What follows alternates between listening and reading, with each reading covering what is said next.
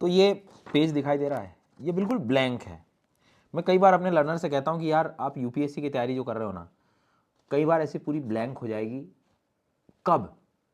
सबसे पहली चीज़, सब्जेक्ट शुरू किया, पढ़ना शुरू किया और आधा अधूरा छोड़ दिया, फिर दूसरे सब्जेक्ट में लग गए, दूसरा पढ़ा, पुराना भूल गए, फिर टेंशन हो गई कि मेरा समय पूरा चला गया 2 महीने और दोनों सब्जेक्ट ढंग से हुए ही नहीं।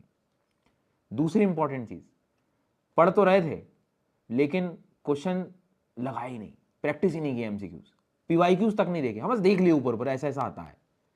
क्यों? क्योंकि मैं इंतजार कर रहा था कि यार लास्ट तक आखिरी में अच्छे से करूंगा, सारा सब कुछ सब्जेक्ट कंप्लीट कर लूँ। मैं कह रहा हूं तुम क्वेश्चन नहीं लगा रहे ना, तुम कभी प्रिपरेशन में थे ही नहीं। ये पूरी ब्लैंक है प्रिपरेशन, पूरा प्लेटफॉर्म दिख रहा है, कर रहा हूं तैयारी, सब चीज़ें चल रही हैं, सुबह से शाम तक बैठा हूं, घंटे कवर कर रहा हूं, काउंट कर रहा हूं, शेड्यूल बना रहा हूं, पर सच्चाई क्या है कि पता ही नहीं सब्जेक्ट के बारे में, चीज़ें याद ही नहीं है।